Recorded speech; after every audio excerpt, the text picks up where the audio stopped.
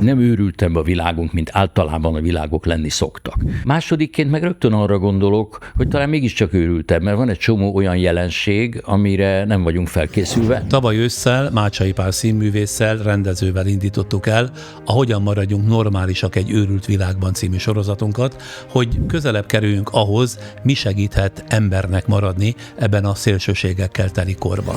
Nem arról van szó, hogy mindig van rosszabb, hanem arról van szó, hogy muszáj valamit kicsit fölemelkedni, kicsit messzebbről megnézni a helyzeteket, amikben vagyunk, hajlamosak vagyunk beleragadni. Most a sorozat második részében egy olyan vendéggel találkozhatnak, akinek művészete és jelenléte különleges érzékenységgel mutat rá arra, hogy az emberben mindig van egy úgynevezett igazodási pont, ahol rend van, még akkor is, ha kívül minden bizonytalan. Van olyan, amikor elveszti a világba vetett hitét? Én nagyon szeretek élni. Szeretek élni, és nagyon tisztelem is az életet. Ritka az, hogy elveszítem a hitemet, de azért vannak sötét korszakaim. Paja Bea énekes dalszerző, hangtanár, az Énekeld magad szabaddá program alapítója következik, aki a testből, a lélekből és a hagyományból egyszerre épít menedéket, és talán épp ezért tud segíteni abban, hogy megtaláljuk a saját belső ritmusunkat is ebben a kaotikus világban. Ha mindenki magán kezdeni a gyógyulást, akkor nem lennének ekkora elcsúszások, mint amik most vannak, de az a legnehezebb.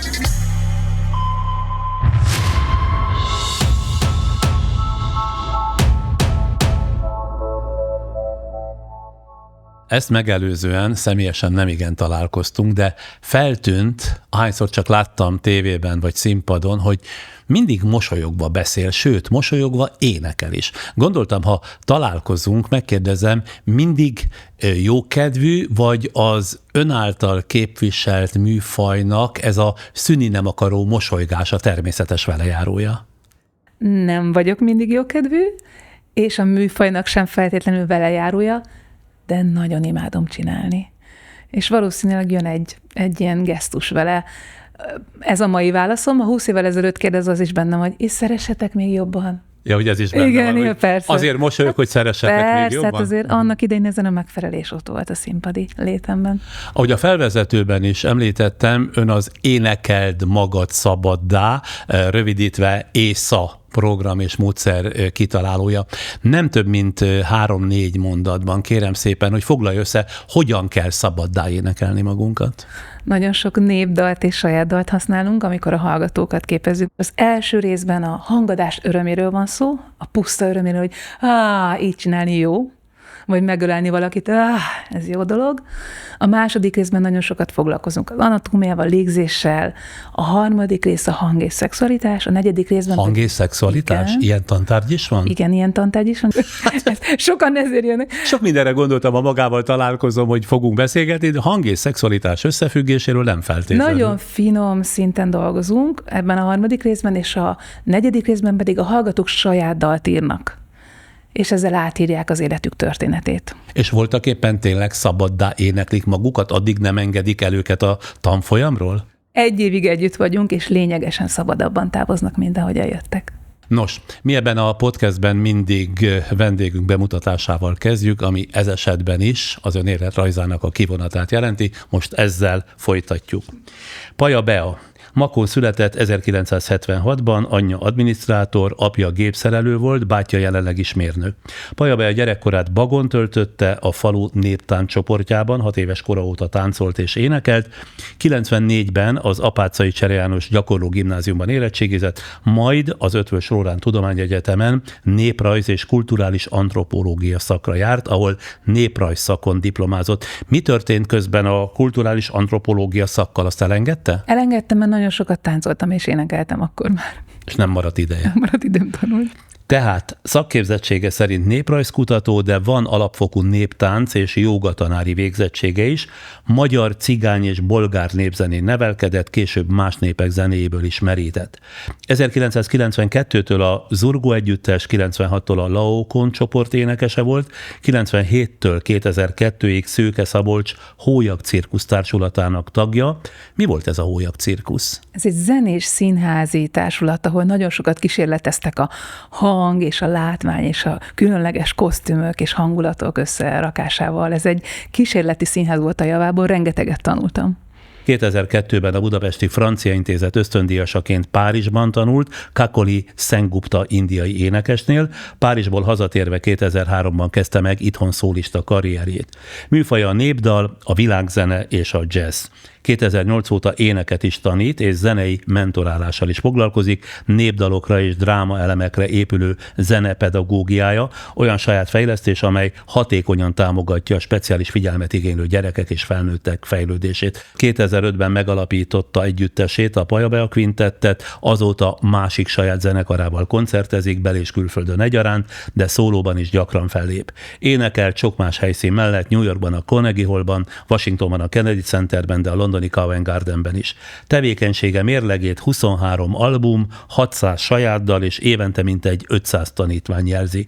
Legfontosabb kitüntetései Prima díj 2008-ban, Fonogram díj, amit 3-szor is megkapott, 2007 óta a Magyar Kultúra és az Esélyegyenlőség nagykövete, ugyancsak megkapta a Magyar Köztársaság Érdemrend lovagkeresztjét, majd a Budapestért díjat is.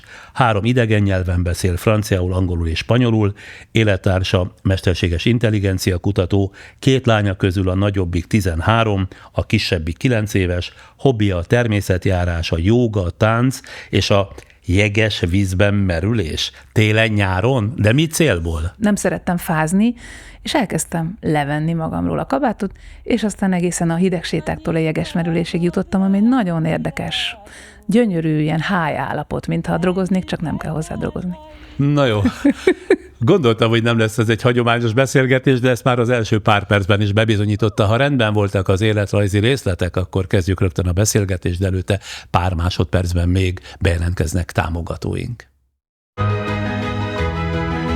OTP Travel, mert biztosan utazik. A fontos pillanatokat személyesen kell átélnünk. Raiffeisen Bank. Váltsd velünk valóra. A következőkben Paja Bea énekessel, dalszerzővel folytatjuk a tavaly ősszel elindított sorozatunkat, amelyben azt kutatjuk, hogyan maradhatunk normálisak ebben az egyre kiszámíthatatlanabb, olykor őrültnek tűnő világban. Kezdjük talán azzal, azt kérem, hogy mit gondol az a világ, amelyben ma élünk, valóban őrült, vagy inkább csak felerősíti mindazokat a szélsőségeket, amelyek eddig is benne voltak az emberben?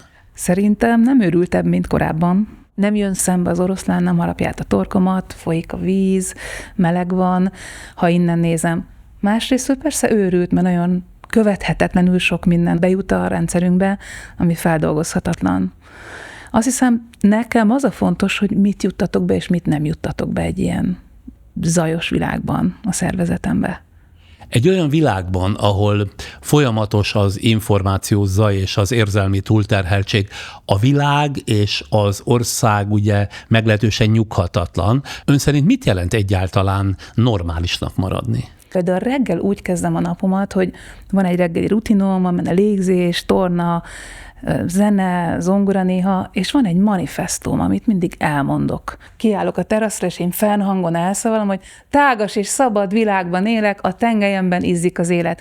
Utána elég intim, de majd lehet, hogy egy ponton elmondom, de hogy tudjam, hogy merre tartok én, nekem mi a normális. Saját maga írta azt a szöveget, ami ad egyfajta erőt, tehát a napot valamilyen módon egyben tartja? Mederbe rakja, hogy ez a normális, elfelé megyünk, ezért keltünk fel egyáltalán. Benne vannak a lányaim, a párom, a dalok, a test. Ez olyan, mint egy ima, tulajdonképpen igen, minden reggel. Igen, mondhatjuk azt is, hogy egy ima. Amikor mondom, akkor igyekszem a szavakhoz így minden sejtemmel becsatlakozni, főleg amikor a lányaimról beszélek. 2 lányom csoda, szárnyaik nőnek, sok tanulással készülnek, nőnek. Meg ilyen sorok de vannak. De versbe fogalmazta ezt igen, az nekem tehát rímelnek. Persze, hát ez a szakmám. És ez azt a tárgyalt normalitást úgy belerakja a testembe, hogy na, efelé megyünk. És az is sokat segít a normalitásban, hogy minden nap olyan dolgokat töltöm az időmet, amit szeretek. És aztán utána ez viszi az egész napnak a lendületét. Egyáltalán lehet-e manapság a normalitás irányadó, ha minden a végletek, a szélsőségek felé sodródik? Tehát hogyan tudja az ember megtartani a normalitást úgy, hogy körülöl egy csomó szélsőség? ahogy én nézem a világot, az mindig az aznapi sejtösszetételem, emésztési rendszerem, gondolataim, kialudtam-e magam, szeretkeztem-e, nem tudom, mi múlik még, és először visszamegyek magam, hogy én bennem van-e zaj, van-e szélsőség, én mit gondolok arról, hogy milyen vagyok ma, és pont ugyanazt a tárgyegyüttest meg jelenségeket egy teljesen más fényszögből látom meg, hogyha jól kelek, vagy ha nem kelek föl. De ugye 50 év mintavételem van körülbelül, és rám is igaz az, hogy egy buborékban töltöm a napjaimat. Nagyon keveset jövök a városba, nagyon keveset megyek ilyen szociális eseményekre, szóval lehet, hogy én is egy buborékban létezem. Azt viszont nagyon gondosan megválogatom, hogy az interneten milyen más buborékokkal kapcsolódom. És nem kell attól tartani, hogy lemarad valamiről? Nincsen bennem. Inkább az van bennem, hogy azokkal a dolgokkal vettem körül magam, amelyeknek tartása van. De például a hírek az nem ez. Az egy dopamin hajház, egy kis horror, egy csipetnyi ilyen bulvár, egy csipetnyi horror, tehát igyekszem magam távol tartani tőle. Nem mindig sikerült, tehát nem vagyok tökéletes. És ha onnan közelítünk, hogy manapság mit jelent az igazság, és van-e még értelme egyáltalán az igazságot keresni, akkor erre mit válaszol? Én egy nagy lázadó voltam annak idején. Emiatt nagyon idegesítő lettem egy csomó közegben, mert nem úgy csináltam dolgokat, ahogy kellett. Lehet, hogy egy másik szélsőséges igazságot találtam ki, de bejött. Létrehoztam egy életművet. Van két gyerekem. Nőként dalokat írtam. Szinte a magam 50 évével az első, aki ilyen nagyon nagy népszerűségre tett szert ezzel az életmű. Igen. De akkor bejött. Tehát azért valamennyire visszaigazolt az élet most egy ennyi idő után. Tehát az igazságot, ha kereste, megtalálta ön személyében. Hát, jól fordítom le? Nem gondolom magam az egyetlen igazságnak, de azt tudom, hogy engem, amit csinálok, nagyon emel, és másokat is nagyon emel. És ezt most már nehéz lenne nem meghallani, hogy amikor mások azt mondják, hogy a dalodra házasodtunk, a dalod segített át a pánikrohamaikon, a dalodra szültünk, szóval ezt nehéz lenne nem hallani már, hogy ennyi segítés, meg pozitív átalakulás teremtődött. Ezek a visszaigazolások fontosak az ön számára? Igen, nagyon szeretem őket olvasni. Nem függök már annyira tőle, mert nagyon sok van már belőle, de nagyon szeretem, és tudja, az én közönségem, meg hallgatóim magukról beszélnek. Nem arról beszélnek, hogy én zseniális vagyok, meg szép, meg jó, hanem, hogy mit csinált a munkám velük. És az sokkal izgalmasabb, mert akkor történetek jönnek szembe. Tehát az én dalszerzős módszerem az valamit segített. És hogy még egy alapfogalmat, a szeretetet szóba hozzam itt a beszélgetés első részében, a szeretet fogalmát az elmúlt évek, évtizedek ugye elég rendesen kiforgatták, meg el is használták. Ön legalább önmaga számára meg tudja tölteni ezt igazi tartalommal? Jaj, nagyon. Van. Válaszom. Nálam az a csinálás. Csinálva szeretünk. Ott van a képernyőn 50 hallgató, és akkor egyszer csak így csinálunk. Mondjuk Sándor elénekelte a Tavaszi Szelet, és aztán így megszeretgetjük. És akkor... Ja, hogy ezzel jelzi? Igen, ez egy ilyen kis jelzés. Ezzel azt is mondja, hogy a szeretetet azt mindig ki kell fejezni? Nem kell, de ki lehet. Nem tudom, ismeri, a görögöknél volt 8 fajta szeretet. És egyetlen volt az utolsó, az agapé, amihez nem kellett érzelem. Erre mondtam azt, hogy nem kell, hogy én különlegesen szeressem Sándort ahhoz, hogy így csinálják, ez egy döntés. Tehát nem is az a lényeg, hogy ki kell fejezni, de hogy ki lehet, és az nem jelenti azt, hogy akkor Sándorban ne jelenne meg egy mosoly, hogy jaj, engem itt szeretnek. Én már nagyon sok zárt embert láttam, meg zárt lelket, akár a programban, az észában belépni, és egyszer csak az a dolog, hogy őt itt szeretik, az felemeli azt az embert. Azt láttam, hogy ez az egyik legnagyobb hiánya az embereknek, ez a engem várnak, szeretnek, elfogadnak egy közösségben. Ez közhely lesz, de olyan közhely, amelyben van valami igazság, hogy valahogy olyan szeretetlenebb lett a világ, nem? Tehát, hogy sokkal kevésbé fejezzük ki az egymás iránti szeretetünket. Mi vezethetett ide? Szerintem bizalmatlanság, tehát, hogy biztos, hogy az embereknek van egy ilyen gyanakvása, meg van benne szerintem félelem, meg az is, hogy nem tudjuk, hogy kell szeretni. Azért mondom, hogy az én világomban az mindig cselekvés, meg csinálás. Ha bárki színpadi embert megkérdez, azért megyünk oda, hogy szeressetek, látjátok, én érvényes vagyok, ugye látjátok, hát hanggal dolgozom, hát arról szólt az egész gyerekkorom, hogy nem hallották valahogy a hangomat, és mi lettem énekes. Én falun nőttem föl, és egy olyan mentalitású családban, ahol hát Egy munkaerőnek születtem, és én a Krumpliföldön, meg a Paradicsomföldön dolgoztam, meg a kertben. Tehát ez egy érték volt, hogy a gyerek az tud dolgozni. Hozzáteszem, ennek van jó oldala, mert ha valamit máig tudok, az dolgozni. Imádok, és szeretek, és tudok dolgozni. Ugyanakkor az, hogy én mondjuk énekes akarok lenni, azt tudták, hogy jó fiam, hogy szépen énekelsz, mondja anyám, de hát lesz neked rendes szakmád is. Tehát, hogy ez az, hogy én szeretem az éneklést, az egy dolog, de hogy ezt szakmának válasszam, hát a művész az gyümmegy, a művész az olyan furcsa, kikkel találkozik, van pénze, vagy nincs pénze, nem rendes szakma, szóval annyi hitrendszer van körülötte. Hát ilyen szempontból mondjuk nem feltétlenül hallották az én igazságomat.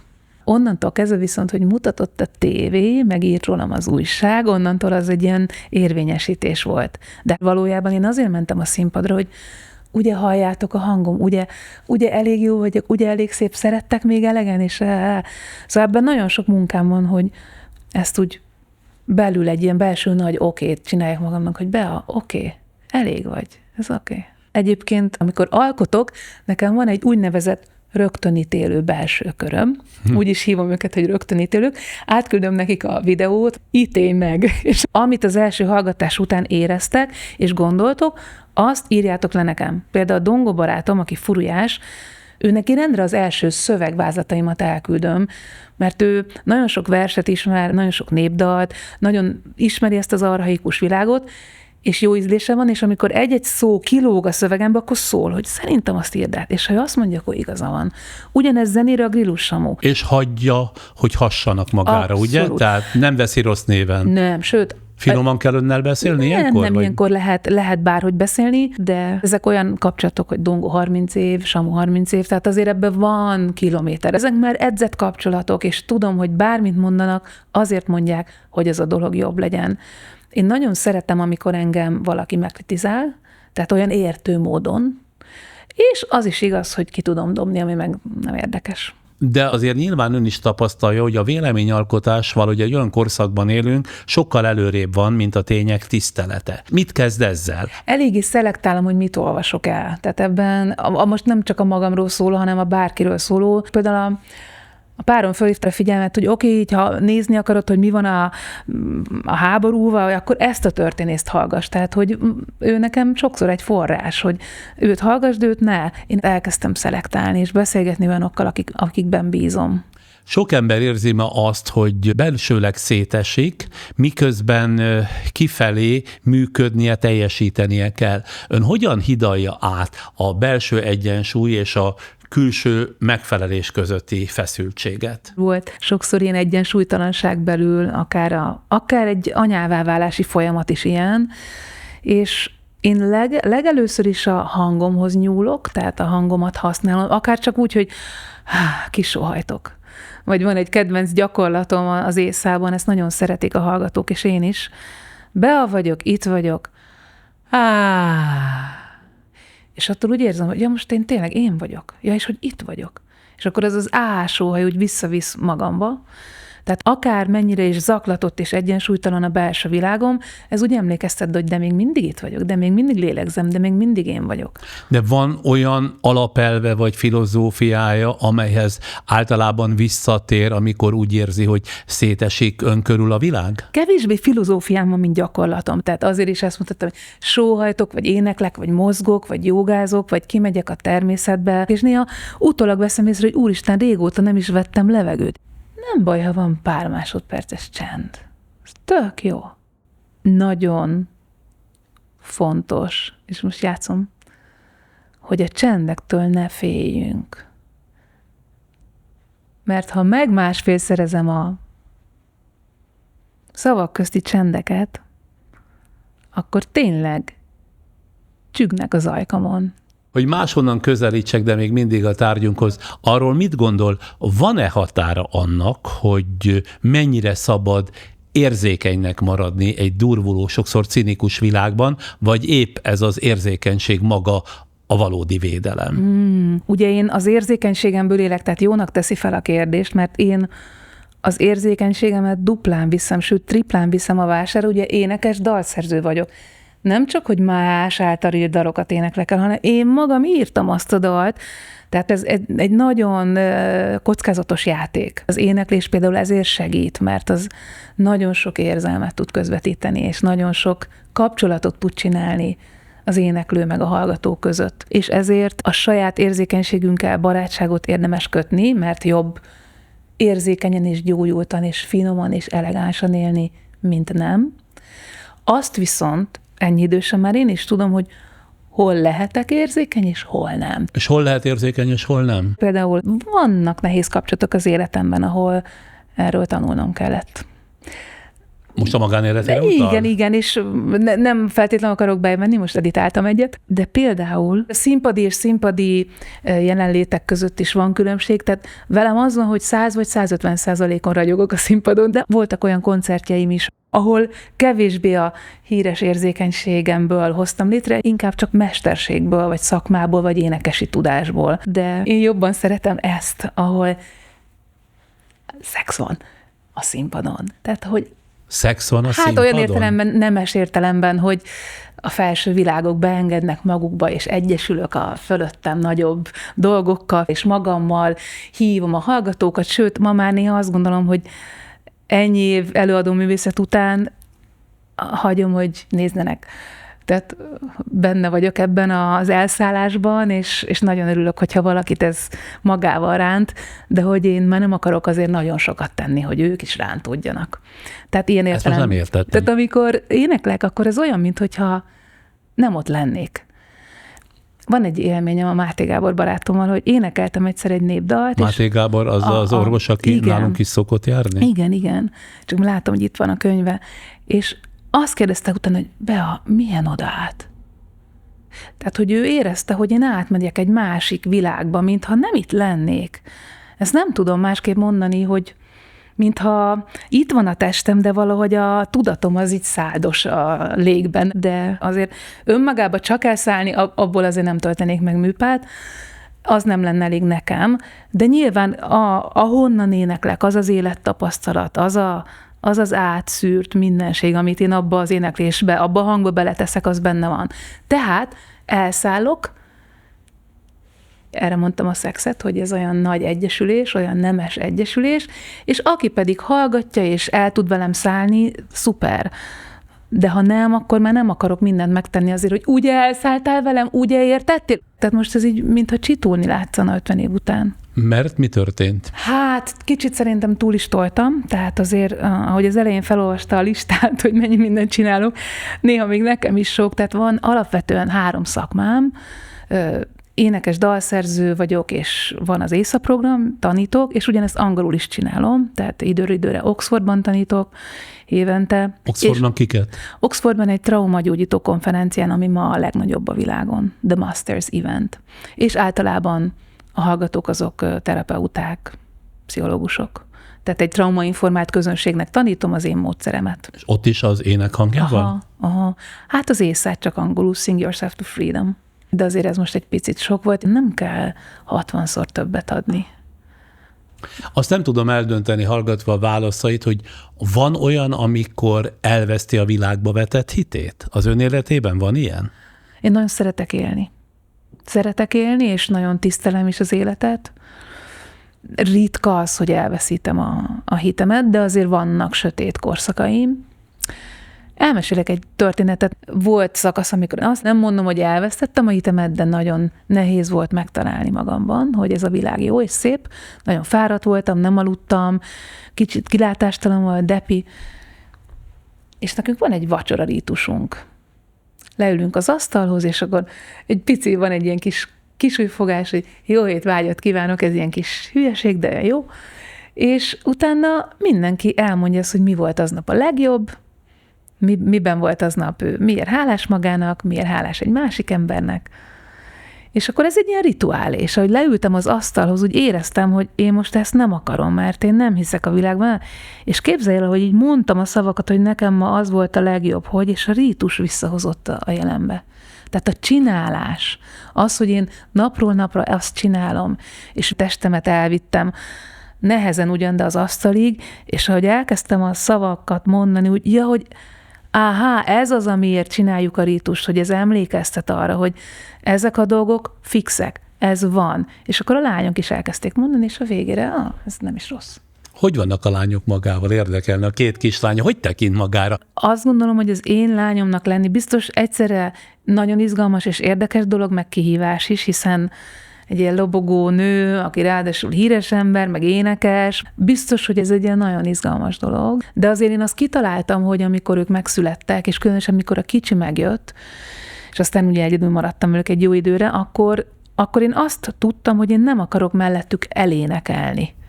Az mit jelent? Azt jelenti, hogy én Sopronba vagyok, a turnébuszba, őket meg valaki lefekteti. Én azt akartam, hogy én olvastam az esti mesét, és én énekeljem az esti altatót nekik, tehát akkor kiszálltam.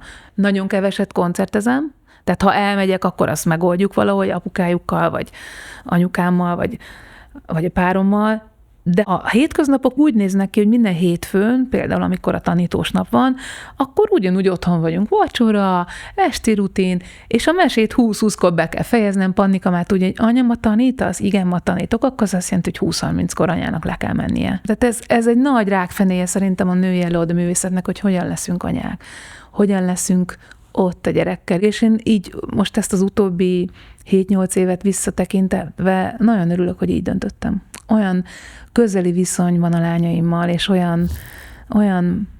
egy olyan intim, meghitt kapcsolódás, és a Lilivel ő nagyon hasonlít rám, tehát ő nagyon szenvedélyes, a Pannikával is szenvedélyes, de ő ugye egy másik énemet kapta, amikor én őt szültem, akkor már egy picit nyugodtabb voltam, meg jobban le is álltam, és ő nagyon-nagyon közel van hozzám.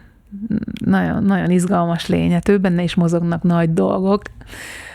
Imádom, tehát mind a kettőt nagyon. Ahogy készültem erre a mai találkozásra, és utána olvastam, ön gyakran beszél a sebezhetőségről, mint erőforrásról. Mit gondol, a sebezhetőség a normalitás része, vagy annak a próbatétele? Mindannyian sebződtünk valahol, tehát mindannyiunknak vannak sebei, és sebezhetőek vagyunk újra. Szerintem ez nagyon normális. Az, hogy mit kezdünk vele, az nem mindegy. Hogy hogyan gazdálkodunk vele. Én például a legszebb dalaimat a legmélyebb gödrökből írtam. Van egy számom, én nem tudom, mi ütött belém, hát éppen így a vállás után volt, ültem az Átrium Színházban, és jöttek a sorok, hogy családbörtön ablakában, gyermekek a rácsok, azokon át csak is világszeleteket látok, egyszer innen elszököm majd, érted, ez a jó hír. Még mielőtt felakaszt az anyakezű hóér. És akkor utána ment tovább. Ez a saját dala? Aha. Azt mondom, hogy mély gödör, fekete gödör. Azt hittem, meg két kar már nem engedem, és most újra poklot járok hirtelen. Nagyon szép, szerintem az egyik mesterművem, ez a mély fekete gödör. Sok-sok fájdalmat éreztem. Akkor például nagyon nehéz volt hinnem az életben. A 2 gyerekem az persze megcsinálta, hogy higgyek az életben, de a legszebb dolgaimat a legsebezhetőbb pillanataimban hoztam létre, amikor megengedtem magamnak azt a nagyon emberi magatartást, hogy én most fájok, én most összezuhantam, én most egyedül vagyok, én most nem tudom, mi lesz velem, reménytelen, kilátástalan, és azért nekem van egy dalszerzői tapasztalatom, de azért ott nagyon nehéz volt ebből felhozni az anyagot. Mégis visszatekintve, mikor ránézek az életművemre, a sebezhetőség volt maga a kulcsa annak, hogy én létre tudtam hozni azt, amit létrehoztam. Tehát, hogy ez nagyon nagy paradoxon, hogy a legnagyobb fájdalomból ilyen kincsek nőttek ki. Az ilyen életfordulókból, akár az anyává válás, akár a nagy szakítások, mindegyik egy olyan erőforrását tudott változni, hogyha jól bántam vele, hogy azóta is attól erősödöm. A jól bánás pedig azt jelenti, hogy dalokat írok belőle az esetemben. Akkor innen egy lépéssel tovább. Mit gondol az ember lelki békéje, az elfogadásban rejlik, vagy ennek ellenkezőjében a lázadásban? Melyik a hatásosabb és hitelesebb a világ őrületével szemben? Szerintem egyszerre kell használni a kettőt, csak hogy mikor melyiket. Nem baj, megint éneklek, mindig eszembe jutnak dolgok. Nem, hát végül is. Give me serenity to accept the things I cannot change, and the courage to change the things I can, and the wisdom to know the difference. Szóval, hogy tudjam, hogy mikor melyiket kell csinálni. A bölcsességet add meg nekem, Istenem, hogy tudjam, hogy mikor kell ellenállni, és mikor kell elfogadni. Apukám szívbillentyűjét nem tudom megjavítani. Az ukrán háborút nem tudom megváltoztatni, de tudok az ukrán menekülteknek érzelemfeldolgozós énekórát tartani. Csinálját ukrán menekülteknek? Csináltam, most épp nem csinálok, de a háború elején elég sokat csináltam, igen, online. Hogy? Online, hát az ÉSZA módszernek ez ugye része, hogy az érzelmek feldolgozását segítjük énekekkel, hangadással és rengeteg dű és fájdalom kiéneklésével. Volt egy ukrán pszichológus, a hallgatóm, aki segített, tehát hogy ezt én sokat csináltam, amikor kitört a háború. Tehát például ott az elfogadás segít, hogy amit nem tudok megváltoztatni, azt nem tudom megváltoztatni, de amit tudok tenni, azt meg tudom tenni. Néha viszont kőkemény ellenállás kell. Nekem nagy tapasztalatom van a lázadással. Én egy ilyen lobogó csikó voltam, és ezek a saját metaforáim magamra áttörtem a kerítésen, és rohantam a pusztába, mert akkor azt kellett. Én fájdalmak és veszteségek tapasztalása során tanultam meg azt, amit most itt lát, teljesen illogikus egyensúly, mert nem kéne, hogy itt tartsak, ha nem tanultam volna agyon magam. Rengeteg olyan segítővel veszem magam körül, akik a lelkem és a testem egészségére vigyáznak, mert én nem látom magam. Milyen segítőket von be? Hát például van olyan szupervízorom, akire rábízom azt, hogy a tanári tapasztalataimat átvezessem rajta, van masszőr, van párterapeuta. Párterapeutához is jár? Igen, hát a párommal ez egy építkezés. Ez egy tök jó dolog szerintem. Nem azért, mert baj van, hanem azért, mert építkezünk hosszú távon. És ketten ezt nem tudják megoldani, kell hozzá egy külső harmadik? Nagyon sok mindent meg tudunk oldani ketten, szerintem nagyon jó, ha valaki kívülről ránéz, és azért fizetem őt, hogy nézzen rám kívülről. Egyéniben is járok. Pszichológushoz? Igen, tehát hogy nézzen rám, és nézze meg, hogy mi az, amit csinálhatnék másképp, és amiben én nagyon hiszek, az pedig a testalapú módszerek. Movement medicine például. Az mit jelent? Egy olyan rendszert rakott össze egy Jakov nevű ember Angliában, aki az 5 ritmus tánc felől, meg a sámáni tradíciók felől jött, és táncolunk. Kb. Ő meg a révpartik világából jött, tehát nagyon sokáig, mondjuk 3 napon át táncolunk. 3 napig megállás nélkül? Persze, nem is alszanak? De alszunk. És ez mit vezet le az emberben? Hát vezet le, alakít át, transformál, minden, ami beragad és nem mozog, az nem él. És minden, amit mozgásba tudunk vinni, légzéssel, mozdulattal, az elindul, és valamivé átalakul. És tehát én ezt nagyon sokszor csinálom otthon, nem tudom, amikor érzem, hogy már nagyon feladatlistákban gondolkodom, és kijön belőlem az OCD, vagy az extra rendszeretet, és mindent kontrollálni akarok, akkor rájövök, hogy üljek le a szőnyegre, és csak kezdjem el mozgatni a gerincemet, lélegezzek, és csak kezdjem el átmozgatni magamba ezt a rengeteg túltelített információt, és jöjjek vissza a testembe. Ilyen szempontból a macskákat jó figyelni, mert ők így nagyon jó tanítómesterek ebben. Úgy kell elképzelni Paja Beát, hogy elmegy ilyen 3 napos elvonulásra, tánckórára? Abszolút. Nekem inkább az a meglepő, Sándor, hogy ez magának meglepő. A nagyon mosolygós, derűs emberekről azért kell sejteni, hogy van B-oldal, vagy van a másik. Tehát a sötét oldalról is dolgoznak. És én dolgozom a sötét oldal, ezt nem is rejtem véka alá. És utána hol érzi ennek jótékony hatását? Mások a fények otthon, más ízű a kávé, más a párom ölelése, a kislányom haja sejmesebb. Ezt nem csak bebeszéli utóbb, hogy legyen valami hatása annak, amiért ott volt 3 napot? Így, akkor és ott így érzek. Akkor és ott azt érzem, hogy így én meg akarom ölelni a világot. Hát azt is bebeszéljük magunknak, hogy reménytelen vagyok, és egyedül vagyok, és a sötétből ilyen szempontból, de akkor is ott az érvényes. Olyan érdekes nekem, hogy ezen így elgondolkodik. Úgy megölelném most, mert... Majd a végén egy nagy ölelésbe törünk ki, jó? Tudja, Sándor, mi ez? Rock and roll. Menő. annál jobbat én el se tudok képzelni. Egyszerűen fun, öröm, élet. Tehát nagyon jó. Tehát tényleg nagyon jó ebben lenni, és amikor kérdezik, hogy nem vagyok ilyen gyógyulás junkie, de hát gyógyultan sokkal jobb élni, mint nem. Azért nem tolom túl, tehát nem csinálok mindent egyszerre, de gyógyultan sokkal jobb élni, mint nem gyógyultan. Egyszerűen az életet jobban lehet szeretni. Fontos kérdés tárgyalt témánk esetében az emberi méltóság kérdése. Gondoltam, ezt is behozom majd a beszélgetésbe. Az emberi méltóságot ön hogyan határozná meg? Hát például, hogy az én tiszteletem a másik ember felé az az, hogy elfogadom és érvényesnek hallom azt, amit ő érez és gondol. Tehát az emberi méltóság annak az alapvető elvnek a tisztelete, hogy minden ember önmagában is érték. Igen, az embert abszolút. ugye nem lehet eszközként kezelni, Igen. és akinek a szabadságát, lelki, testi integritását mindig tiszteletben kell tartani? Igen, úgy, és hogy nekem ez is a méltóság része, hogy kíváncsi vagyok arra a másikra is, nem csak arra, ami bennem történik. Például ezért is hoztam szóba, az emberi méltóság fogalma hogyan változik meg egy olyan korban, ahol a közösségi terek, a közösségi média gyakran inkább megalázó és ítélkező.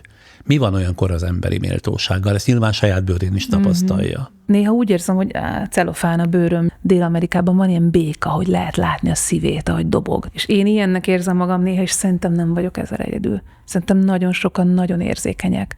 Akár egy ilyen internetes komment szét tudja cseszni a világát valakinek, és bele tud betegedni. És ilyenkor nagyon fontos határokat tartani. Ki kezdte bármi is az ön emberi méltóságát, mondjuk, amire visszaemlékszik? Kapcsolatokban, igen. Fú, most elérzékenyültem, most érzem, hogy így megremegett a gyomrom. Volt ilyen, abszolút. Egy részét megírtam ugye a Libizli államban. Ez az ön életrajzi könyv. Igen, életrajzi eszékötetem. Ott volt, ami a méltóságomba belemart, mert annyira ez az áttetsző bőr, ez annyira nem tudott megkeményedni sehol, hogy hagytam, hogy bejöjjenek rajta. Nagy tapasztalás volt, de tulajdonképpen ezek a sérülések, meg sebek, meg életváltó nehéz történetek tudnak lenni ilyen 0 kilométer kövek egy új szárnyaláshoz.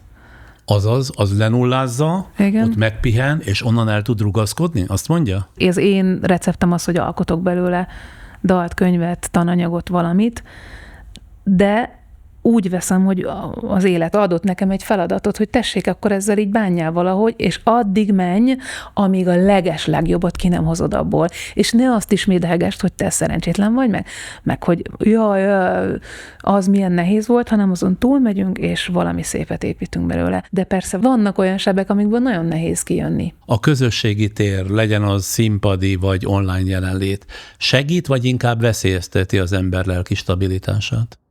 Közösségi tér, ahol látszom, hát az inkább egy veszélyes tér. Az inkább egy kockázatos létezés. Nem is nagyon tudok olyan színpadi embert, aki valójában stabil. Olyan van, hogy az egyensúlytalanságokból vissza tud találni viszonylag gyorsan az egyensúlyba. De hogyan? Mi módon? Nekem az egyik eszközöm, hogy amikor van egy nagyon nagy kitárulkozás, mondjuk új műsor, egy nagy színpadon, akkor utána van egy úgynevezett babanap. Evés, alvás. Evés, alvás. Tehát igyekszem nem csinálni semmit másnap. És amikor csináltam... Babanapnak nevezzük? Babanapnak neveztem el, mit csinál Tetszik. baba? Ugye?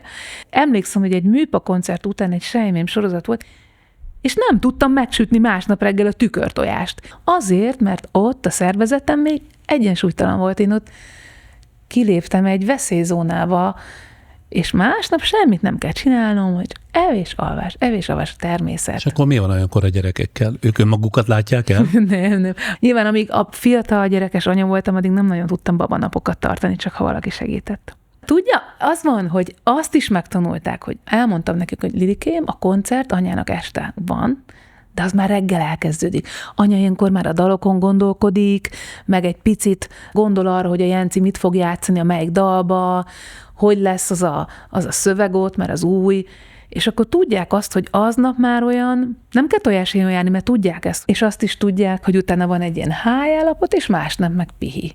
És hogy minthogyha ők is a maguk, mondjuk a Lili most vizsgázott, hogy ő másnap mondta, hogy ő nem akar csinálni semmit. Oké. És ezt elfogadtam. Tehát, hogy ők is tudják ezt a hullámzást, hogy magasra megyünk, és utána kiürülünk. Tudja, nem egy hagyományos anya vagyok, de hát Ezzel is meg kell tanulni együtt élni, ez a valóság. Érdekel, hogy hogyan változott az önmagához való viszonya az évek előre haladtával, és milyen felismerések segítették abban, hogy lehetőleg ne veszíts el a belső egyensúlyát. Hát a legfontosabb önmagamhoz való viszonyváltozás az az, hogy sokkal jobban szeretem magam, mint régen. Régen nagyon nehéz volt. Nagyon. Azok az önbántó mondatok, amik arról szóltak, hogy jaj, nem énekeltem elég jól azt a dalt. Egy kicsit hamis hang volt benne, az összes többi gyönyörű hang az mindegy, de az a hang. Nagyon tudtam magam cseszegetni, bántani, és hogy ez megváltozott. És oda, a szenvedés nem feltétlenül lett kevesebb, de oda tudok magam mellé állni. Emlékszem arra, amikor a naplóim, sokat írok, a napló bejegyzéseim végére elkezdtem odaírni, hogy Beácska, nagyon szeretlek. Vagy az éjszában nem véletlenül minden óra önaltatóval végződik, ahol a hallgatók így magukat összeölelik, vagyis önmagukat, és én éneklek egy altatót, és nagyon gyakran a saját nevüket éneklik rá. Mitől futott el a szemét a könyv hirtelen? Hát attól, hogy ez tök intim, úgy mondom, hogy szeretlek, Beácska, de hogy ez volt a legfontosabb viszony így a magammal való életem során, hogy elkezdtem ezt a Beácskát, aki itt van, nagyon tisztelni, és az emberi méltóságát nagyon is meglátni, és meghallani, hogy az, amit ő érez és gondol, az érvényes. És miért előtte ezt nem kapta meg attól a közektől, ahonnan nem feltétlenül. Én mindenhonnan kilógtam, sok voltam, másképp gondolkodtam, innovátor voltam, zavartam mindenkit, meg sokakat idegesítettem, sokan imádtak, sokan utáltak, és az, hogy amit én érzek, és tudok, és gondolok, az oké, és érvényes, és hogy én ezt szeretem, nagyon hosszú idő volt. Sokkal könnyebb volt másnak a feddését, a rossz szavát magamra érvényesnek gondolni. És az, hogy napról napra odaírtam magamnak, hogy nagyon szeretlek, Beácska, mintha egy ilyen belső anya mondaná, az valami olyan módon változtatta meg az életemet. Persze ez önmagában nem lett volna elég, de ez egy nagyon fontos része volt a belső munkámnak. Mit tanult meg önmagáról azokban az időszakokban, amikor a legnagyobb volt a belső vagy külső zűrzavar ön körül? Hát, hogy mennyire sebezhető vagyok, és hogy mennyire, és hogy ez másoknak mennyire nem látható. Sándor, nekem ebben a beszélgetésben is az egyik legérdekesebb, hogy amit rólam látott, pedig tudom, hogy elolvasott, megnézett sok mindent, hogy nem látszik feltétlenül ez az én sebezhető részem, vagy nem. De az baj, hogy nem látszik? Inkább azon lepődöm meg, hogy amikor néha belső körnek se látszik, hogy te olyan erős vagy, te mindent megoldasz. Yes, fine, megoldok, csak nekem az mibe kerül. Tehát, hogy most már azt kezdem el így 50 évesen lerakni, hogy már nem kell mindent megcsinálni mások helyett. Már lehetek éppen gyenge, lehetek épp sebezhető, lehetek épp elérzékenyült, és hogy ebben a barátságban, ez a beautiful friendship, ami köztem és köztem köttetett, az a legszebb, hogy rengeteg eszközt kidolgoztam, hogy oda tudjak állni magam mellé.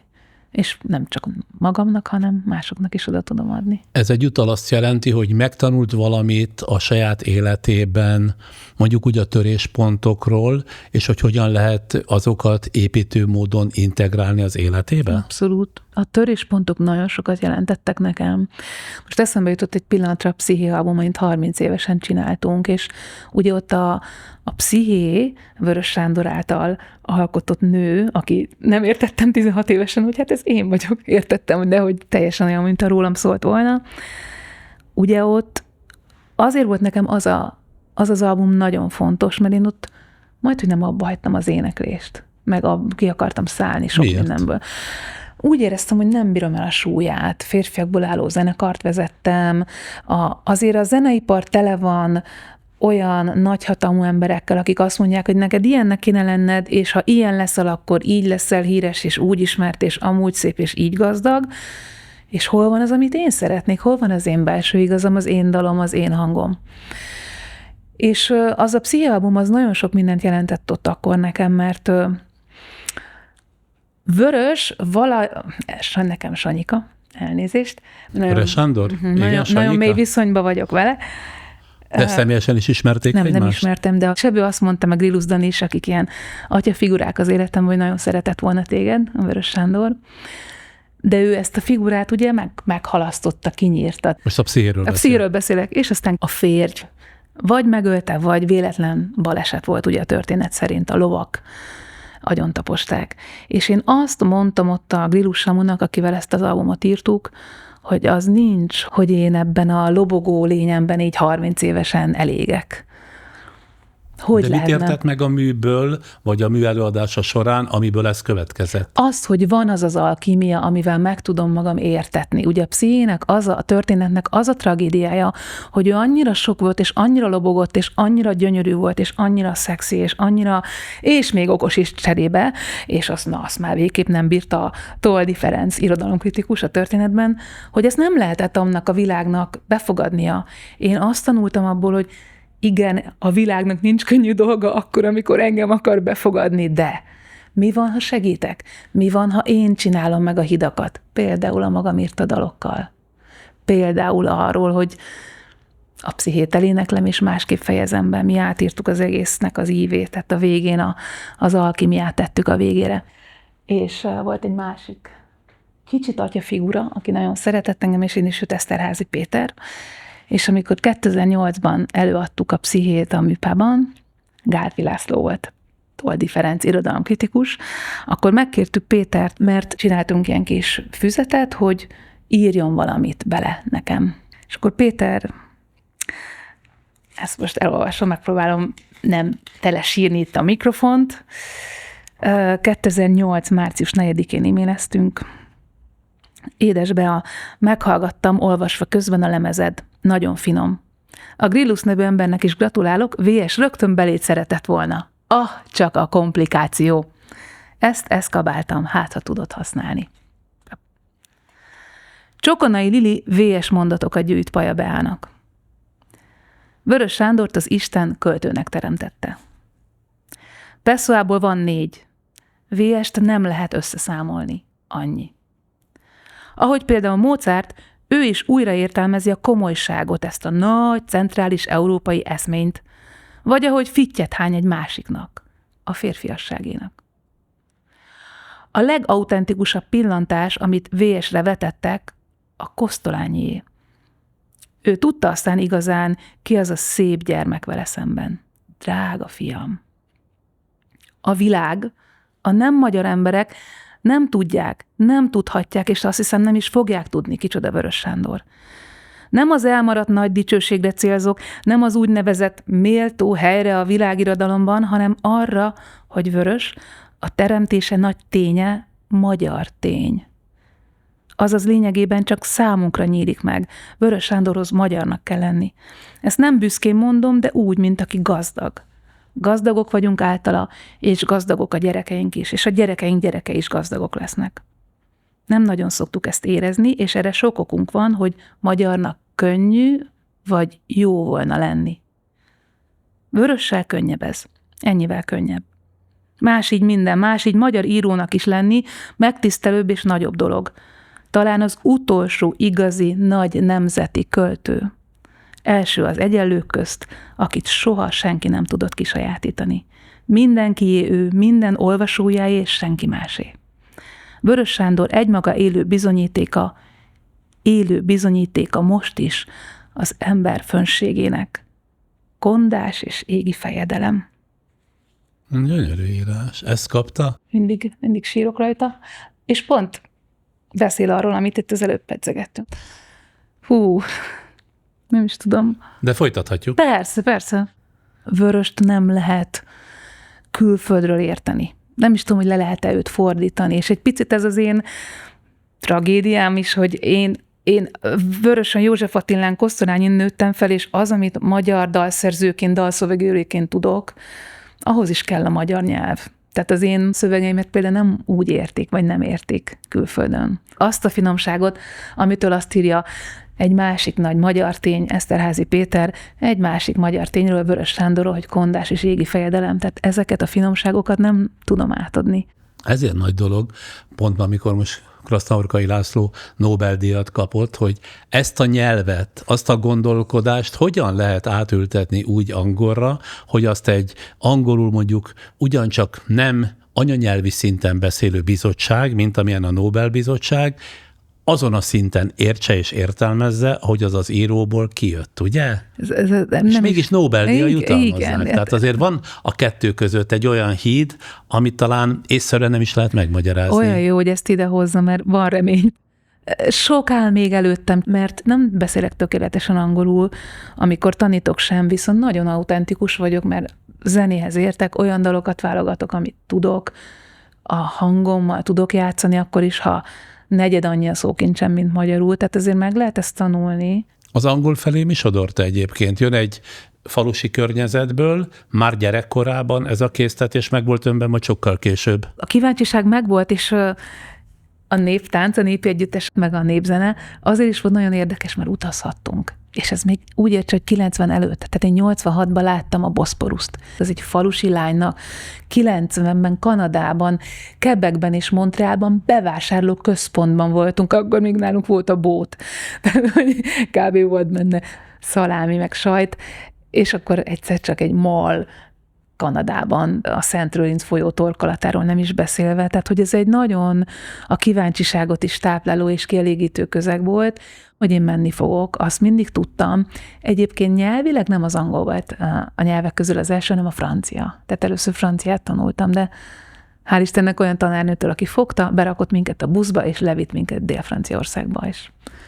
Ültem a tengerparton, és énekeltem. Ezen például a családi közeg nem csodálkozott, hogy ön egyszer csak elkezd idegen nyelvek felé is érdeklődni? Hát az anyu addig gondolta végig, hogy a 2 gyerekét beadja az apácaiba, és nagyon büszke volt rá, hogy a tesómat is, meg engem is felvetek ebbe a nagy hírű iskolába, de hogy onnantól már kikerültünk a falusi kontroll alól. Most például 48 évesen elkezdtem zongorázni, kell Bartókot gyakorolnom, skáláznom kell. Zongorázik, és mindjárt Bartókot gyakorol? Hát a Bartók gyermekeknek, szóval ja. azért nem az... Nem, azt hittem, hogy ott kezdte. Nem a zongora versenyek. Nem, de azok nagyon jók. Most a Mikrokozmosz megy már. Mi volt ez a késztetés, ami a zongorázás felé vezette? Hát, hogy kiskoromban nem lehetett, mert anyu azt mondta, hogy elég a néptánc, az is 3 próba volt egy héten, plusz rengeteg utazás, és én nagyon szerettem volna, hallottam mindig, amikor a Mozartot játsszák a gyerekek, úgyhogy most azt gondoltam, hogy 48. születésnapomra 2 évvel ezelőtt azt az ajándékot adom magamnak, hogy beiratkozom zongorázni.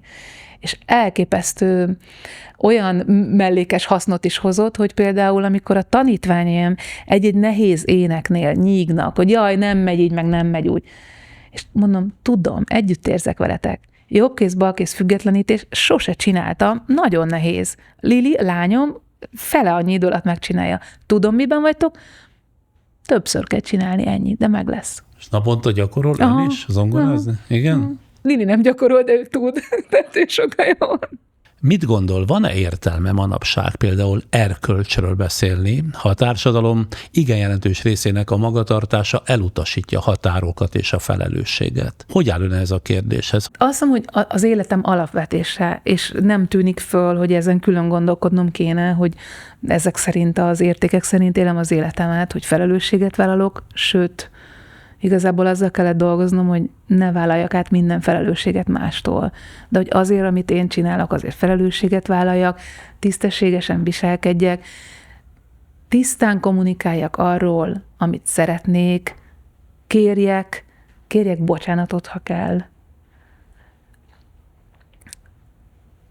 Tartsam a tisztességes határokat, ne vállaljak el olyat, ahol nem lennék autentikus. De amikor kihívás éri, igen, amikor esetleg előnye származna abból, ha nem a tiszta erkölcs szabályai szerint élne? Már nem csinálom. Biztos voltam fiatalabb, amikor opportunistább voltam, és a karrierem egy-egy pontján az olyan jónak tűnt. Amikor a tanárommal összejöttem, az arról is szólt, hogy én volt egy aspiráció, hogy én majd nagyon-nagyon jó zenész leszek és énekes, és hogy ezt összekevertem a szezont a fazonnal. Bár én azt hittem, hogy csak tanári viszony, és aztán meg nem az lett belőle. Nagyon fiatal és törékeny és sebezhető voltam, és nagyon akartam a zenét, és összekevertem a zenét a kapcsolattal. De mert azt hitte, hogy a tanárral való kapcsolata az érvényesülését meggyorsítja? Nem, ő mondta azt, hogy csak akkor tanít, hogyha a szeretője is vagyok. Tehát, hogy ez azért így nézett ki inkább. Tehát, hogy, vagy legalábbis nagyon okos férfi volt, és erről meggyőzött. Már persze túl vagyok ezen, csak például ott az, hogy előnyöm származna belőle, és megyek arra felé, mert az a vágyálom, hogy én énekes leszek, és nagyon tudom azt a tudást, amit ő, az fölülírta azt, hogy az én belső elköcsöm az, hogy se testem, se lelkem nem akarta szeretője lenni, mégis az lettem. De mára kialakítottam egy olyan életformát, amiben van annyi biztonságom, és van annyi ember, aki körülvesz, hogy mondhatok egy csomó nemet. Bár ez nagyon nehéz út, nem a könnyebbik út.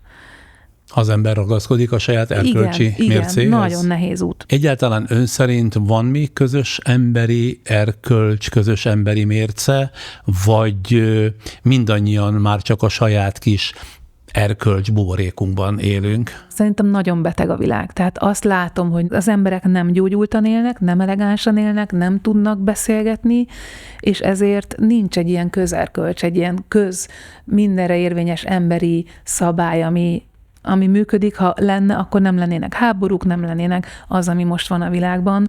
Ugyanakkor a mikroközösségekben én bízok, hogy Gábor barátom, Máté Gábor ennyire híres lett, az is arról szól, hogy az, amit mond, az valamiért számít, az valamire elkezdte érdekelni az embereket, elkezdte érdekelni a gyógyulás, és ugye ő orvos, tehát ő tudja hitelesen, és sokfajta szempontból, sokfajta embernek elmondani azt, amit mond.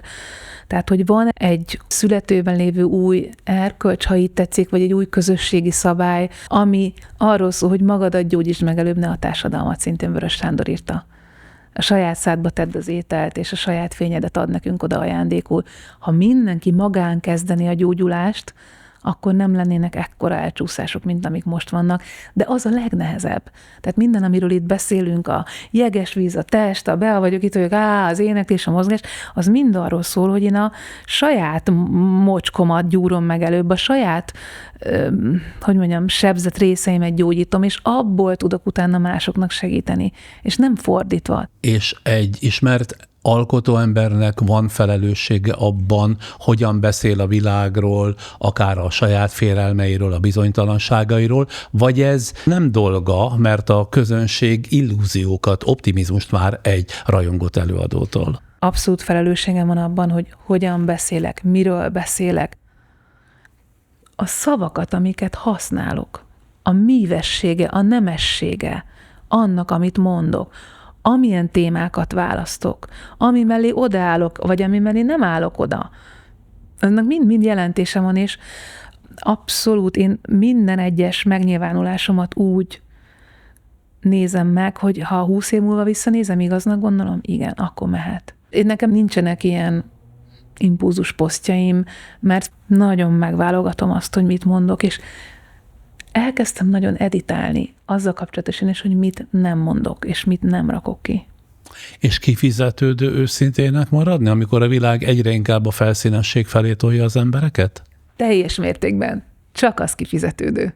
Ezt meri állítani teljes életműve birtokában. Hát igen, abszolút. Őszinte és autentikus megnyilvánulásoknak van szerintem értelme, de hát erről szól mindenem. Ami nekem bejött, hogy lett egy közösség körülöttem, az nagyon jó, mert azért egy ilyen sokságnak, mint én vagyok, azért nagyon nehéz volt beilleszkedni, és tudja, mi volt az én nagy nehézségem? Cigány származású kislányként a hátsó padban ültem, viszont sokkal gyorsabban forgott az agyam, mint az osztálytársak, és ezért egy idő után a tanárok mondták a 6-ban, hogy mi lenne, hogyha 8-ba ugranék egyből, és a 7-nek a tananyagát 3 hónap alatt megtanulnám. És ez is lett, hogy ne unatkozzak órákon. Ami egy tök jó kihívás volt, de ez a kilógás sem könnyű feltétlenül. De abszolút megéri. Tehát nekem minden módon bejött az, amit csinálok. Az én tempommal, az én temperamentumommal, az én hangommal megéri, mert gyógyultabb vagyok, mint 20 éve, vagy akár 10, vagy akár 5, megéri, mert az, amit csinálok, az olyan értékrend mentén megy, hogy semmi megalkuvás nincs benne. Egyébként mondok valamit. Nagyon nehéz egyedül változni. Én nagyon sokat voltam egyedül. És nem is tudom, hogy csináltam. Igazából a dalok erejével, meg a dalszerzés erejével csináltam, de a magány ez egy nagyon nagy élményem. És azt láttam, hogy ez így nem lesz jó. Nagyon nehéz egyedül változni. De mit tanult a közösségektől, amelyekhez tartozott, és mit tanult a magányból? A magányt mondom előbb, megtanultam, hogy milyen erős vagyok. Volt ára, mert egyedül kellett magam kihúzni néha a gödörből, de megtanultam, hogy a saját erőm és a saját alkotói kitartásom az hova tud elvinni. Tehát én dalokkal húztam ki magam a csávából. És az azóta is itt van velem. A közösségekből pedig azt tanultam, hogy úristen, lehet könnyebb az élet. Mert mit ad a közösség hozzá, amit a magány időszakában esetleg elveszít az ember? Magány idején nagyon könnyű azt érezni, hogy az életnek nincs értelme. Úgy nagyon el lehet süllyedni a mocsárba, és nagyon kilátástalanná tud válni egy nehéz életszakasz. De ha megosztjuk a magányt, meg a nehézséget, akkor van olyan, hogy de hát ez nem is olyan nehéz, hát te is túlélted. Életem egy szakaszában azt éreztem, hogy amerikai és kanadai terapeutanőkkel volt egy közösség, ahol tanultam, hogy ők tartják bennem a lelket. És pusztán csak attól, hogy azt mondták, hogy hallunk be érzi, minden oké, megfog. Hogy csak így ezek a szavak elhangzottak, attól lett valami, most is, hogy mondom, így mélyebben lélegeztem egy kicsit, hogy egyszerűen túléltem a dolgokat. A közösség valamiféle olyan kollektív élményt ad, amit ha tudom, hogy átél más is, az könnyebbít a helyzetemen? A dalaim egy része erről szól. Abszolút. Hogy? Hát például az első terhességem alatt nem tudtam enni az elején. Minden étel-ital kijött belőlem, 8 kilót lefogytam 2 hónap alatt, és Mexikóban voltam, és az volt az élményem, hogy és a saját nagyanyám voltam, kb. Így mentem, meg ülni tudtam, és leültek mellém a nők. Mindenféle korú, nemzetiségű nyelvű nők leültek és meséltek, és pusztán csak ez az ott levés, ez a velem levés. Így mutatom, mintha így körbevettek volna. Segítségért kiáltoztam, csak nem tudtam kiáltani, de ők ezt így látták, mert szerettek, látták, hogy össze vagyok zuhanva, és odaültek mellém. És hogy ez az élmény, hogy úgy együtt vagyunk. Akkor, ha neked most nehéz, túl leszel ezen, figyelj, mi is túl lettünk ezen, meg fogod ugrani. Tehát, hogy ez egy nagyon erős élmény, és azért így mutatom, meg így érzem a testemben, hogy így a melegség, amivel rám néztek. Ez annyira megindító volt. Ebből az élményből lett a Hívlak téged című dal.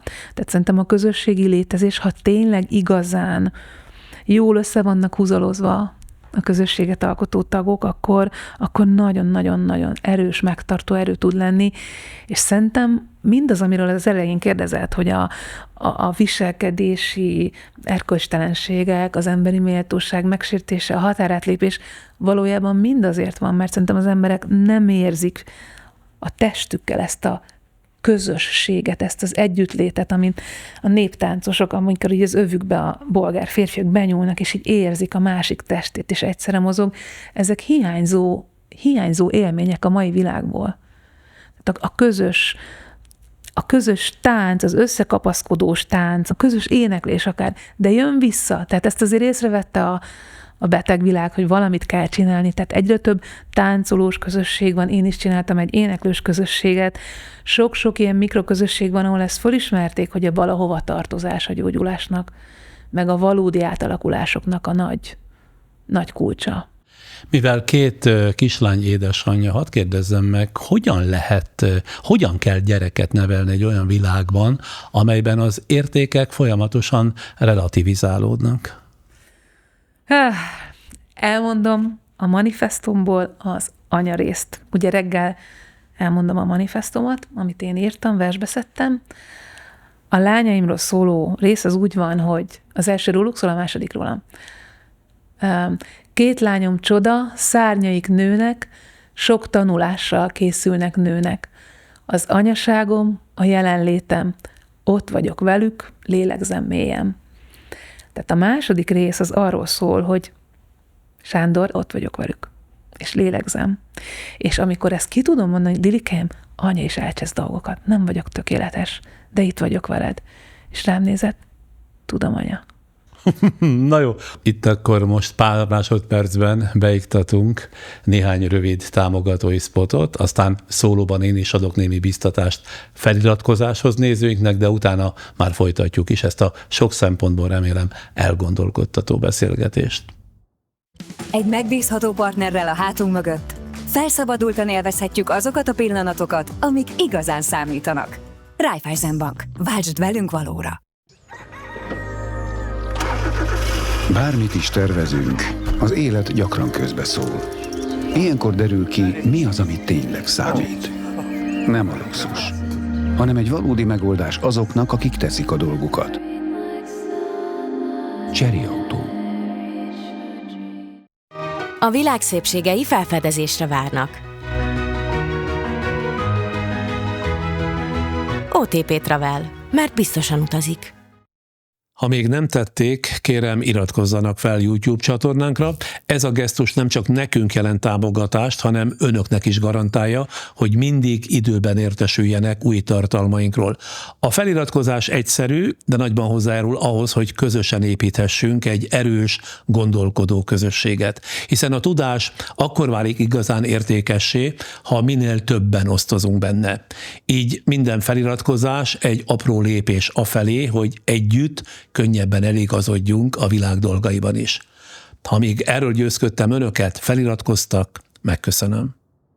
Mai vendégünk Paja Bea énekes dalszerző, hangtanár, az Énekeld magad szabaddá program alapítója, akivel arról a belső egyensúlyról beszélgetünk, amely talán képes megtartani bennünket ebben a kaotikus világban. Folytassuk talán azzal, hogy manapság milyennek látja a Magyarország lelki állapotát? Mi az, ami leginkább próbára teszi az emberek belső egyensúlyát? Mit gondol? Az egyik egy nagyon polarizált létezés, tehát nagyon más gondol A és nagyon mást B, és azért egy belszivárognak a mindennapokba, tehát én is tanulja vagyok a családban ilyen beszélgetéseknek. Amit még én gondolok, a magam gondolkodásmódjával, meglátásmódjával az az, hogy és nagyon sok mindent projektálnak a közéletbe, ahelyett, hogy befelé figyelnének. Utálni valakit azért, mert ezt mondta, vagy azt mondta, szerintem képtelenség. Magyarország ma mintha a sértettség és a félelem országává vált volna. Van érvényes válasza arra, hogy jutottunk ide? Félek, hogy nincs, meg nem is tudnék adni jó választ, tehát egy picit feszengek ezektől a kérdésektől, mert így egy pillanatra kiléptem a néző fejébe, hogy jaj, mit gondolnak majd rólam, hogy én miért nem mondok át vagy B-t, azért, mert nem akarok megbántani senkit, de annak, hogy idáig jutottunk, szerintem a fő oka, hogy az emberek nem mentek el terápiába, nem mentek el movement medicine-re, nem lélegeznek mélyen, nem szexelnek eleget. Egy szexuálisan kielégült emberközösség, aki sokat énekel, meg mozgatja a testét, és milyen lélegzik, sokkal egészségesebb lenne, és nem lenne ennyire társadalmilag megosztott az egész. Biztos, hogy egy csomó minden történelmi és politikai folyamat is ide elvezetett, de valójában, ha Vörös Sándorral vagyok, már pedig én vele vagyok, hogy magadat gyógyítsd előbb, és ne a társadalmat, akkor az, hogy az emberek az öngyógyító folyamatokat nem csinálják, és most is konkrétan a csinálásra gondolok. Akkor máshonnan közelítem. Mit jelent ma ön szerint magyarnak lenni? Egyáltalán kell-e gondolkodni ezen, és nem természetes állapotunk-e ez? Azért gondolom, hogy erről is érdemes beszélnünk, mert egy olyan országban élünk és beszélgetünk, ahol az identitás gyakran politikai harctérre van ráncigálva. Nekem természetes állapot, de erőlködés van, hogy így csináljunk ilyen, építsünk identitást, közös identitást, és amit látok ma, hogy megint egy picit exploatálják, kizsákmányolják az általam olyan nagyra tartott néphagyományt egy ilyen identitás kérdés körül, legalábbis nekem így tűnik, mert nekem felszínes az, ahogy ez megjelenik. És amikor mondják, hogy nemzeti oldal, hát az én vagyok, mert tudok sok száz népdalt, vagy akár ezret, és sok verset kívülről. Tehát nemzetinek lenni nekem az a természetesség, hogy tudom ezeket a kulturális kincseket magamban belül Na de éppen ez a probléma is egyúttal, hogy van-e értelme ma annak a szónak, hogy nemzet, ha a nemzet jelenleg nem a közösség, nem az együvé tartozás terepe, hanem inkább az ellentéteké. Értem. Én a szótáramból kivettem pont azért, mert a nemzet felét jelenti. De azért még bízom abban, hogy ez a nyelv, meg ez a kultúra még képes arra, hogy összehúzalozzon különböző világlátású embereket itt az országban. De azért azt látom, hogy ez egy nagyon nehéz dolog, és most ugye a polarizálásra játszanak, amennyire én követem ezt. Hát nehéz nem követni, mert szembe jön. Ön, amikor kérdezik, hogy olvastam előzetesen néhány interjút, ami önnel készült, gyakran beszél a női hang felszabadításáról. Mit jelent ma nőként megőrizni a normalitást egy olyan világban, amely gyakran szétszedi, illetve megkérdőjelezi a női szerepeket is? Tudni azt, hogy nekem mi a nőiség. Például, amikor sminkeltek itt a csodálatos csapat, akkor azon szórakoztunk, hogy a Barbie filmben van egy mondat, Margot Robbie játsza Barbie-t, és akkor azt mondja, Barbie, you look great, I know. Tehát, hogy olyan csodálatosan nézem, tudom. És hogy nem az, nem is, a ráncaim, az ősz, nem is, most van rajtam 2 kiló. Tehát egyből ez a fajta. A női hang az az, hogy lefelé kompenzálunk, hogy nem is vagyunk olyan okosak, nem is nézünk ki ma annyira jól, nem is nézek ki jól 50 évesen. Pedig tudom, hogy árasztok valamit, amit nagyon kevesen. Tudom, hogy éneklek valamit, amit nagyon kevesen. Tudom, hogy éneklek olyan női, testalapú tapasztalatról, amiről nagyon kevesen. Most már hál' Istennek nem olyan nagyon kevesen, de előttem kevesen tehették. Szóval, hogy ebben van egy bizonyosság, hogy hát egy nő mást mond, más a hangja, más a testéhez való viszonya akár egy beszélgetésben. Tehát például az első lemezemnél emlékszem, hogy de hát én szólólemezt akartam csinálni, és én azzal nőttem föl, hogy moldvai nénik énekeltek egy szál éneket a kazettából, és nekem az maga volt a teljesség. És akkor mondták ott, hogy de hát azt nem úgy kell, hát zenekari kíséretes, és egy darab ilyen szólóénekszám. Én megmondtam, hogy azt nem úgy kell, szóval apránként kellett, de nem abba hagyva a csinálást, meglépni ezeket. Lesajnálás. A másik szerencsés dolog az az, hogy én ugye 90-es években kezdtem el a dalszerzői munkámat, amikor azért már nem az volt, mint régen, hogy a zeneipari nagy férfi óriások, nincs velük semmi baj, de azért ott le voltak osztva a szerepek elég keményen. Ott a nőknek nem jutott ilyen babér, hogy ők a saját maguk dalát írják. Maga menjen fel a színpadra, énekelj el, mi meg majd beszedjük a jogdíjat. Tehát az, hogy én ezt elkezdhettem, ahhoz kellett a 90-es éveknek ez a picit fellazult, több fülűsége, több mindent hallottunk már, több kazettát, több zenét, több minden jött be az ablakon, akkor azért Joni Mitchell már 40 éve azt csinálta, amit én a 90-es években kezdtem el, hogy a saját élményéből. Jó, ez másik országban. Tudom, azért mondom, csak hogy az már ott bejött az ajtón, tehát már nem lehetett úgy csinálni, hogy maga fölmegy rövid szoknyába, hosszú lábbal a színpadra, mi meg megírjuk a dalt.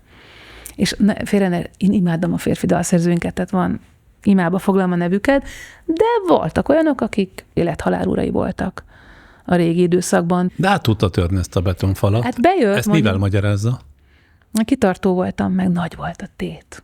Csomószor az életem múlott rajta, hogy azt énekeljem, és csak azt is, csak úgy, ahogy nekem igaz. Ez a nagy bizonyítási vágy, mert ez folytonosan visszatér a beszélgetésünkbe. Ez az ön származásából adódik? Abból adódik, hogy cigány családba született, és onnan a kitörés már kicsi korától látta, hogy sokkal nehezebb lesz, mint egy nem cigány gyereknek, aki ugyanúgy tehetséges esetleg? A cigány származás is benne lehet, de azt én hozzáteszem, hogy én nem úgy nőttem föl cigány környezetben, hogy mint mondjuk a bagi cigánytelepen a cigány családok, tehát az anyukámnak van egy ilyen származása, meg a nagyapám egy zenész volt, de én érzem magamban ezt a tradíciót, viszont az anyukámban is rengeteg meghasonlottság, meg identitászavar van ezzel kapcsolatosan.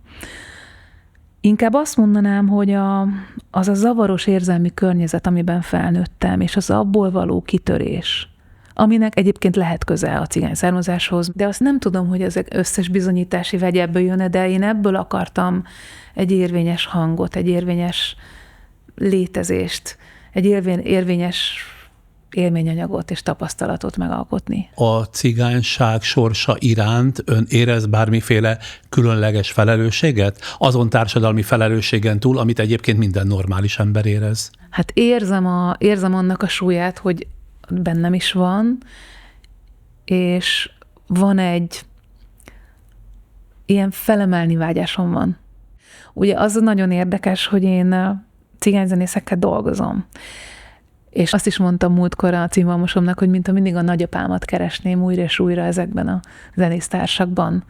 Tehát ez a felemelni vágyás van bennem, és nagyon sok fantasztikus, elképesztő zenészünk van. Tehát ezzel én abszolút megyek. A másik egyébként tehát a történetmesélés, a nagyon gyönyörű történetek vannak. Én együtt dolgoztam a Daróci Ágival, meg a Bársony Jánossal egy könyvön, a Vrana Mami mesél, és jártunk akkor cigányközösségekbe, telepekre. Ági történeteket mesélt, én énekeltem, játszottam a gyerekekkel, beszélgettünk a szociális munkásokkal, hogy mit lehet csinálni a telepen. Szóval van bennem egy ilyen felelősségvállalás, és nagyon meg is érint, amikor ezeket a gyerekeket, főleg a gyerekeket látom.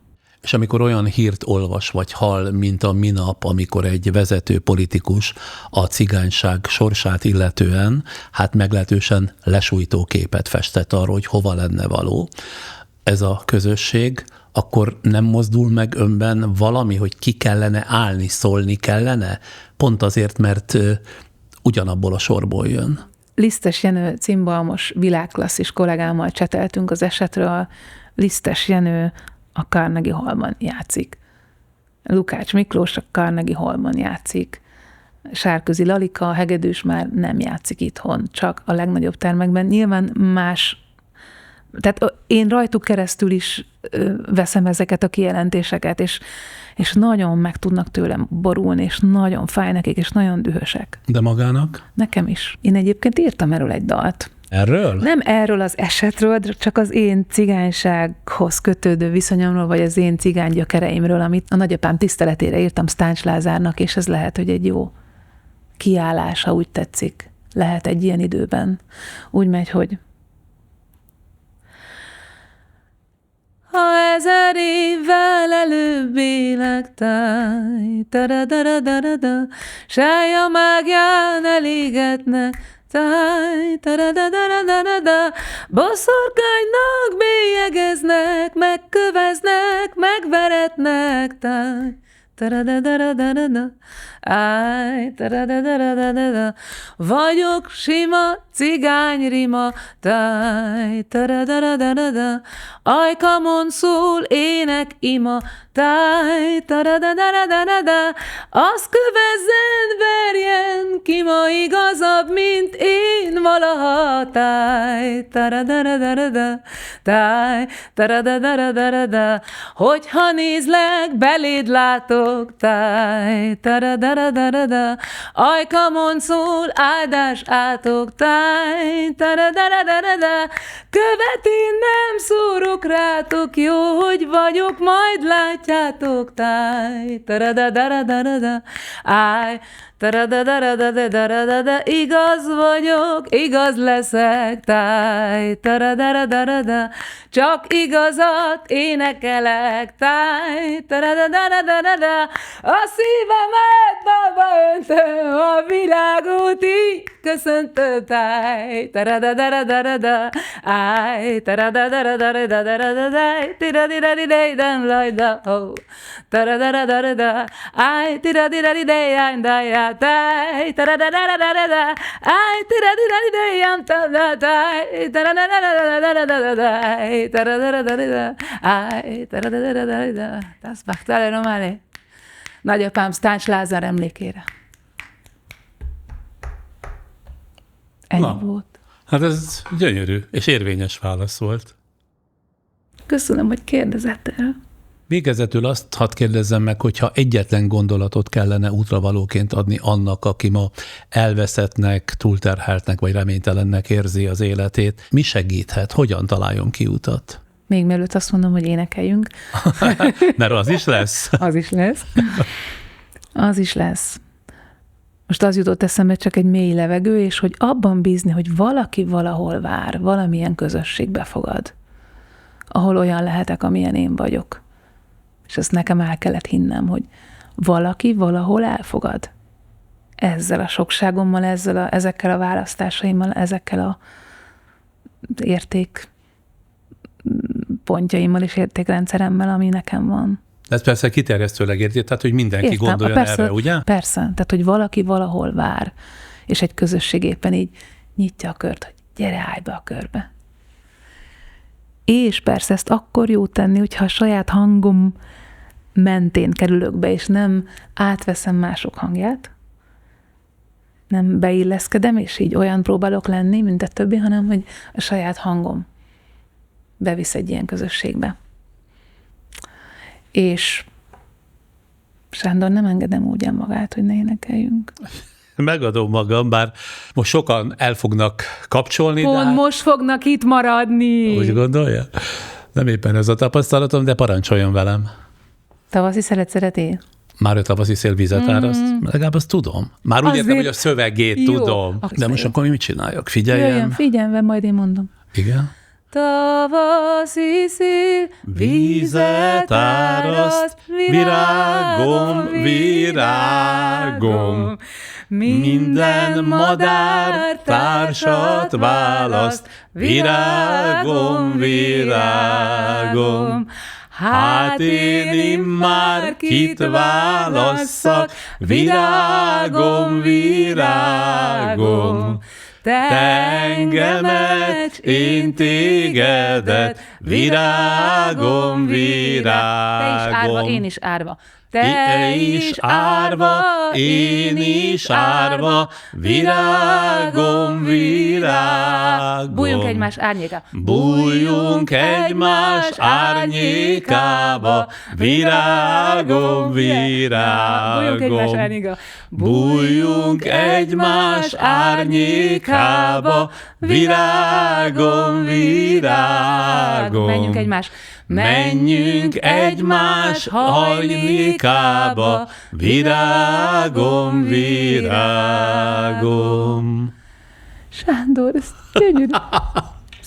Tényleg? Na de mindig az olyan rossz hangom van. Szerintem tök jól énekel, tök jó füle van. De most egy kedvességből Nem. mondja. Én megmondanám, ha szar. De ez jó volt. Tényleg? És hogy vette a szöveget, tök jó. Hát próbáltam Jó nagyon. az. Senki nem fogja elhinni, hogy nem most rögtönöztük, hanem ezt már elpróbáltuk. Nem.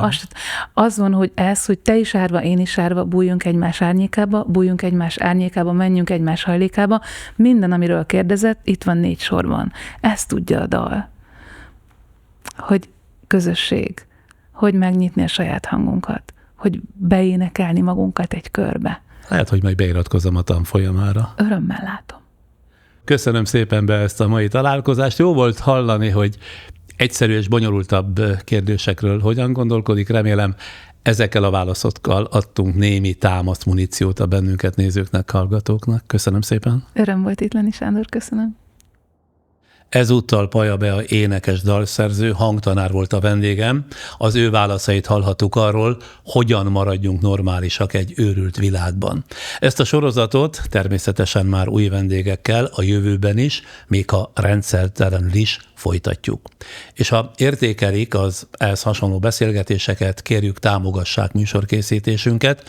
Megtehetik itt a YouTube-on a képernyő alatt jobbra található köszönet gomb alkalmazásával, vagy a patreon.com-on a Friderikus Podcast oldalon történő rendszeres hozzájárulással.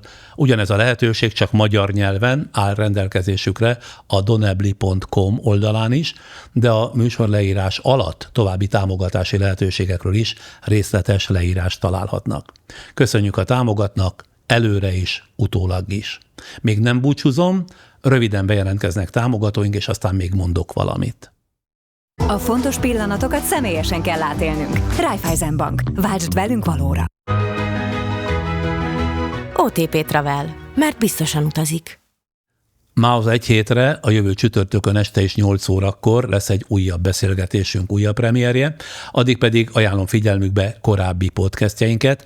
Például egy hete volt vendégünk Martin Heine, német kutató és elektromérnök, aki Enyedi Ildikó mostanában mozikba került Csendes barát című új filmjének volt a szakértője, akivel éppen film kapcsán a növények titkos kommunikációjáról beszélgettem, arról, hogy a már tudományosan is mérhető elektromos impulzusokkal hogyan reagálnak a növények a világ történéseire. De ha nem látták, kérem nézzék vagy hallgassák vissza a Ragadozó kora című kétrészes beszélgetésünket is Buda Péter nemzetbiztonsági szakértővel. Ez a beszélgetés közelebbről arról szólt, hogyan alakítják át a világ korábbi rendjét a nagyhatalmi vezetők, leginkább Trump és Putyin, milyen stratégiai lépésekkel formálják a geopolitikai erőviszonyokat, és miért jelent ez közvetlen veszélyt Európára is. Aztán egy-két hónapja keretek között Gulácsi Péter futballista is a vendégünk volt. A volt válogatott játékos, az RB Leipzig kapusa megosztotta velünk, hogyan élte meg a korábbi közösségi támadásokat, amikor kiállt egy érzékeny téma kárvalótjai mellett, de beszélt arról is, hogy milyen lelki folyamatokon ment keresztül a komolyabb sérülése idején, és mi tartotta benne a lelket akkor, amikor talán sokan már nem is számoltak vele. Egy novemberi podcastünkben pedig adtunk igen sok hasznos pénzügyi tanácsot is, 2 pénzügyi szakértő közreműködésével, akik közérthetően konkrét példákkal magyarázták el, hogyan lehet megvédeni a megtakarításainkat, leginkább infláció idején, illetve hogy milyen hibákat követünk el a mindennapi pénzügyeink kezelésekor, és milyen egyszerű lépésekkel lehetne stabilabbá tenni saját anyagi helyzetünket. Tehát ezek a korábbi beszélgetések, további 132 podcasttel együtt ott sorakoznak a youtube.com-on a Friderikus Podcast csatorna második vízszinte sorában. Szeretettel ajánlom figyelmükbe őket is. És akkor itt leszünk mához egy hétre, a jövő csütörtökön is este 8 órától egy újabb friss beszélgetéssel.